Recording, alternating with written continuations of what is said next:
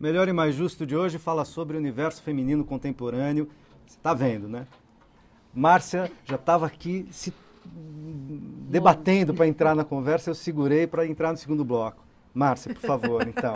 Volte. Você viu que eu insisti, está lá no meu texto, no meu TP, a história do feminino. Não, eu insisto tá. até porque talvez eu não você concorde com você. chamou uma filósofa, eu questiono tudo, pergunto sobre tudo. Sabe?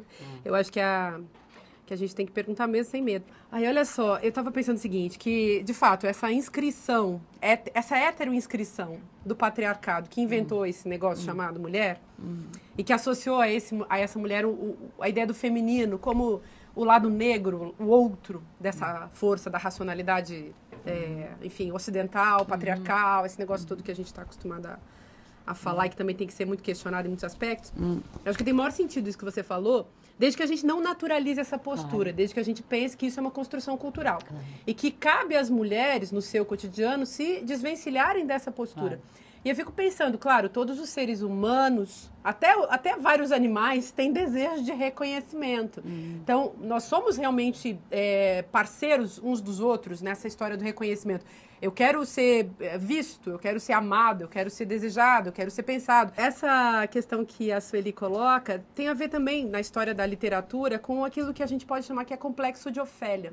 Ofélia, namoradinha do Hamlet, ele não a quis, ela se matou.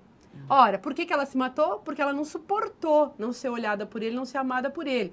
Então, nessas a gente poderia colocar a autoanulação das mulheres, a submissão das mulheres, essa condição de figura dominada das mulheres, porque, no fundo, as mulheres não conseguem constituir uma identidade poderosa. Elas não conseguem, para usar um termo que o mundo da política gosta tanto, que elas não conseguem se empoderar. Eu fico pensando assim, e a história das lésbicas, né? Hoje em dia tem tanta mulher lésbica, tantas mulheres assim que se libertaram desse desejo em relação ao homem. Eu acho muito evoluída a postura das mulheres lésbicas, adoro as mulheres lésbicas. Sempre digo assim que quando eu evoluir eu também vou virar lésbica, que eu ainda não consegui. E acho muito legal que as mulheres sejam lésbicas. Quando você é lésbica, Sueli, e aí como é que fica? Se eu sou lésbica, se eu sou lésbica, eu ainda preciso do desejo da dominação, desse desejo que me domina, do homem? Muda alguma coisa? Eu ser desejada por alguém que não é esse sujeito inscrito nesse lugar de dominador? Agora, tanto nas relações homossexuais, sejam entre homens ou entre mulheres, também não é comum a gente assistir os homens ou as mulheres gays dizerem e até reclamarem de uma postura de dominação aonde no casal gay, se um faz o papel do masculino e outro do feminino, do dominante, do dominado, quer dizer, a gente não repete ou reitera eventualmente essas velhas figuras arcaicas, as quais a gente ainda não conseguiu atravessar, embora a gente esteja tentando dar conta tanto de pensá-las quanto de senti-las no corpo. Eu acho que essa questão que a Márcia levantou, que você está retomando, acho muito relevante, que a gente tem que avançar assim, no jeito de lidar com essa história toda, porque a história toda é uma barra pesada, super importante para todos nós, né? Avançar nisso, né?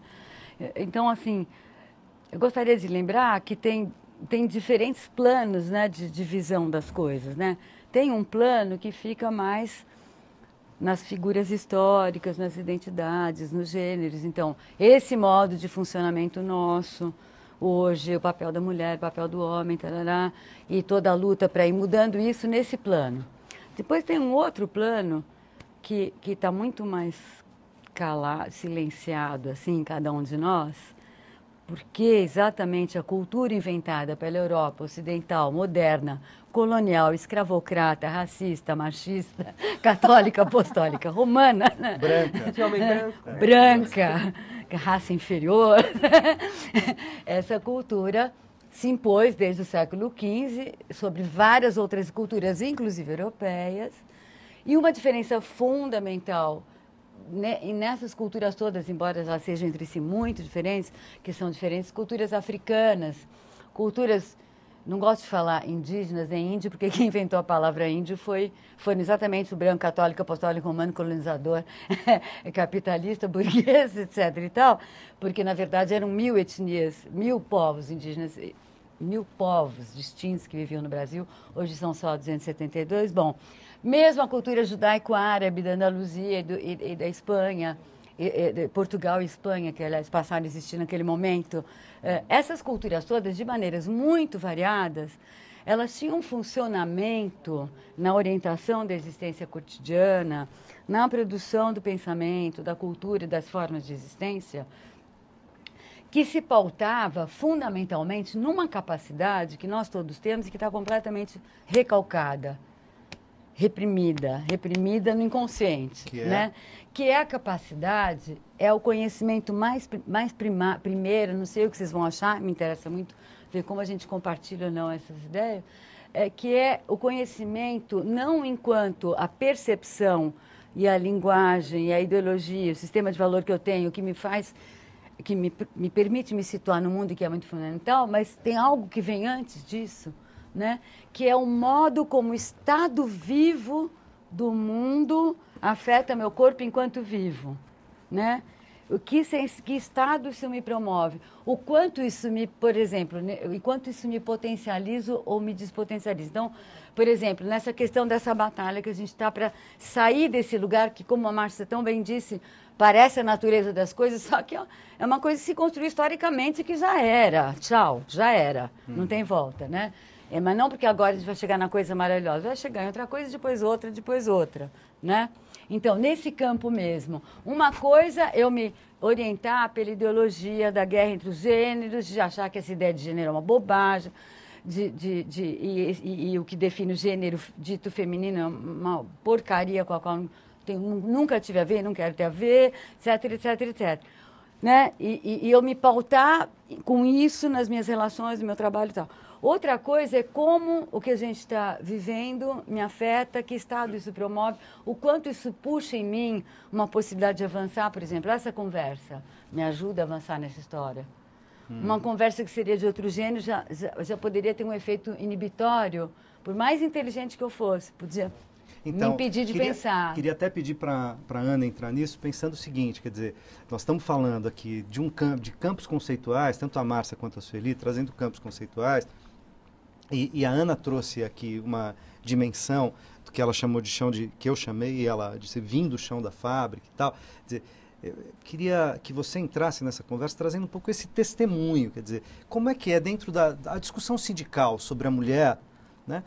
Entre as mulheres e os homens no sindicato, quer dizer, é possível pensar esse campo de múltiplo, variado, com várias possibilidades, ou de certa maneira há uma reiteração, né? Se repete ali certas figuras que a gente está dizendo que são arcaicas, que são, na verdade, estão em transformação, mas que ainda parece, né, em boa medida, elas operam. Operam ou não operam, por exemplo, na relação sindical, dentro do sindicato, nas assembleias, nos encontros, entre os diretores, com os afiliados, como é que é, Ana? E dentro do trabalho também, né? Nas relações de trabalho. Nas relações de trabalho, como é que é? Com o patrão e as empregadas, por exemplo, a gente tem questões com assédio moral, essas coisas, elas reiteram, elas falam, continuam operando certas figuras do masculino, certas figuras de homens, certas figuras de mulher, certos lugares socialmente construídos e tal, que por mais que a gente seja crítico em relação a eles, é preciso, inclusive, pensar em ações concretas, né, do ponto de vista político, judiciário, etc. Não é? Bom, na verdade, o nosso debate, a nossa discussão no dia a dia é de desconstruir, né, essa cultura histórica e que ela permeia em todos os ambientes, em todos os espaços da sociedade. No sindicato e no chão de fábrica não é diferente. Não é diferente. Então, a visão que os homens têm da mulher é essa visão que continua sendo que a mulher, ela é menos que o homem, né? Inclusive, na semana do 8 de março, foi aprovado um projeto de lei, né? Votado um projeto de lei, que já ia direto para a sanção presidencial, um projeto de lei. Exatamente. Se a mulher, empresas que pagassem menos para a mulher que exercesse a mesma função que o homem, seria punida. Até porque a gente sabe que, em média, no Brasil, né, as mulheres recebem 30% a menos que os homens para as mesmas funções. E as mulheres negras recebem de 30% a 40% menos do que as mulheres brancas nas mesmas funções. Quer dizer, esses dados mostram que continua operando as velhas figuras de mulher e de homem, etc. Certo? Exatamente. Não se encontra, por exemplo, no chão de fábrica, raramente você encontra uma mulher na diretoria, na gerência de empresa, na supervisão. Aí se fala que você escuta alguns discursos. Porque a mulher não está preparada, não tem formação. O que é uma contradição com a estatística, né? Porque a estatística mostra que as mulheres estão estudando bem mais que os homens. Então, só caracteriza que... Mas isso vem de fora também um tanto, né? Eu estava num debate um tempo atrás com... num sindicato de coleta de lixo e eles faziam a reciclagem, enfim, a separação do material reciclável. E a mesma questão surgiu entre aquelas pessoas que estavam ali fazendo aquele trabalho. As mulheres reclamando que os caras eram mais largados no trabalho, que eles não faziam isso, não faziam aquilo. E elas que faziam toda a separação e depois também carregavam os tambores carregados de material, elas estavam colocando assim, por que a gente foi colocado para fazer isso se eles fazem muito menos do que nós? E quem colocou isso foi um sujeito que veio de fora e veio explicar que elas tinham que fazer o trabalho miudinho, porque o trabalho miudinho, mulheres eram mais aptas aos trabalhos miudinhos. E homens eram mais aptos a carregar. E elas disseram, mas a gente tanto carrega quanto também faz o trabalho miudinho. Então, assim, de onde é que tiraram essa ideia? Elas se deram conta porque elas viram que elas não estavam tendo vantagem naquele lugar.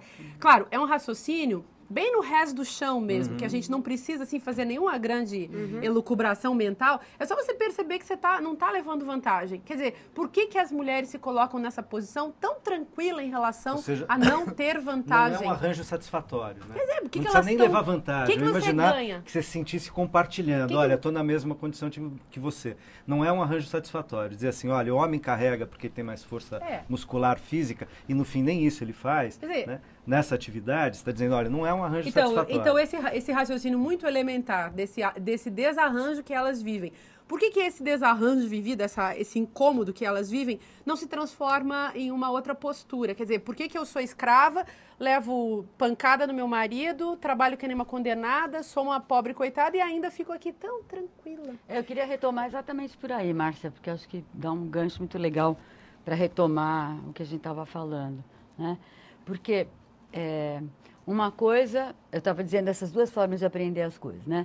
Então, se eu estou só lá com as coisas que eu aprendi, com o modo como eu vejo as coisas que eu aprendi, o modo como as coisas estão organizadas, eu no lugar dessa catadora, vou achar que esse é o meu lugar mesmo e ponto final. Se eu tenho a sorte de encontrar... Posso gostar ou não, mas eu posso ficar ali na melancolia de falar, bom, é assim mesmo. Porque eu vou pensar em três cenários. O primeiro... é assim mesmo, então eu nem me pergunto. Fico péssima, mas tudo bem. O segundo, e vou até fazer isso bem, porque é o que vai trazer uma legitimidade para mim. O segundo seria, encontro gente legal pelo caminho, que juntos a gente começa a sacar que isso não tem nada a ver, que isso não é a natureza das coisas, que isso é histórico, vamos batalhar para sair disso. Mas, então, beleza, já é um passo bem legal. Aí eu já vejo meu incômodo, já vou à batalha, já me junto com os outros para ter força para mudar. Mas o terceiro é que é o mais complicado, é mesmo que eu estou insistindo. Porque você está dizendo que o segundo é necessário, mas ainda não é suficiente. Mas é super necessário. E agora com os dados que você deu, então, pelo amor de Deus, né? 30% ainda do salário menor, 40% se for negro. E negro é raça superior, né? Me desculpe. Temos que inverter, né? Branco é meio fraquinho das pernas, né? Bom, então é o seguinte, né? Desculpe, mas é assim que eu vejo. Então, esse terceiro que é o mais complicado, assim, porque se ela tem essa bússola ou esse radar de perceber o mundo também para ver o quanto aquilo está te potencializando, vou nem dizer empoderando, vou dizer assim, potencializando, está te deixando legal, está deixando com você com as suas capacidades funcionando, que está legal, e o quanto não está. Se você não tem esse radar ligado, que esse que eu falei que é o radar mais fundamental, você pode até já estar com a consciência política de que aquilo é uma porcaria, que vamos nos juntar para sair dessa. Mas você ainda não atingiu o lugar, que é esse radar, que quando você percebe que aquilo está chupando tua vitalidade, está comendo tua alma e que você pode muito mais, mas não é pode de poder, claro que isso também, e não é pode só do salário, que é fundamental. Pode ter uma realização vital tua do teu ser muito maior do que aquela. Na hora que você liga esse radar, daí não tem mais coisa que segure. Porque daí, mas aí porque vai todo o bolo junto, porque daí não vai só o bolo de vamos querer igualdade, então agora eu quero ser que nem o homem. Vai também, tô fora desse tipo de subjetividade, ou seja, que o radar está desligado. A emancipação feminina não é virar homem, é inventar outra coisa. Você está Então, dizendo exatamente. essa terceira coisa, eu poderia Exatamente. traduzir dizendo assim, olha, uma coisa é ou se acomodar ou ficar submetida, né, numa certa situação, tomar consciência disso e mudar, mas para além da tomada de consciência, é preciso então se colocar numa posição de inventar novas formas de existir, novas formas que não repitam essas velhas figuras às quais vocês estavam fazendo referência. O problema é que para inventar novas formas, para valer, se eu não tivesse radar ligado, eu não invento. Que é isso que aconteceu. Qual a minha saída? Como é que liga esse radar, Sueli? Aonde ele liga? Então, eu quero dizer só mais uma coisinha sobre esse radar, porque ele é a nossa pérola negra, ele é a coisa mais importante que a gente tem para estar que nem cachorro, sabe? Para estar farejando por onde que vai e por onde que não vai dar, entendeu? Então, esse radar, se a gente for pensar a colonização do ponto de vista estritamente mais assim, dessa dimensão da vida, né? Da criação, da subjetividade, do desejo, essa dimensão da política. Se a gente for pensar por aí, a operação mais fundamental e mais perversa da colonização de todas essas culturas pela Europa ocidental, branca, machista, católica, apostólica, romana, racista, etc., classista, né? Burguesa, moderna, né? Foi exatamente ter desligado esse radar. Porque esse radar tinha nas culturas negras operando, tinha nas culturas várias, nas 1000 etnias, tinha na cultura judaico-árabe medieval na Península Ibérica, e etc e tal. Claro que não se trata, então vamos voltar para a Idade Média, vamos virar índio. Mas você está falando de alguma coisa tipo intuição? Então, a palavra intuição, ela é bacana, eu adoro ela, mas ela está muito cheia de porcaria, gasta, muito cheia de lixo, está muito gasta. Porque uma coisa é uma intuição, assim, eu tenho uma verdade. Um insight, não é um insight. Né? Outra coisa é eu ligar o radar do quanto, por exemplo, isso agora que a gente está vendo aqui nesse programa. Tá ligado, mano. Sabe o tá ligado? O tá ligado. Que, assim, o tá ligado. Na exposição Fala. da Sueli, eu sinto que as mulheres estão acomodadas. Sabe Parece que é isso que eu estou entendendo. As mulheres e os homens. Sim, tá aí todo todos. mundo Tá todo mundo acomodado. Eu acho assim então. que a nossa... Você não acha que os trabalhadores estão acomodados? A Ana Anice vai responder você se ela acha que a gente... que eu gostei desse se os acomodado. trabalhadores estão acomodados, mas é no próximo bloco. Vou fazer mais um rápido intervalo e a gente já volta.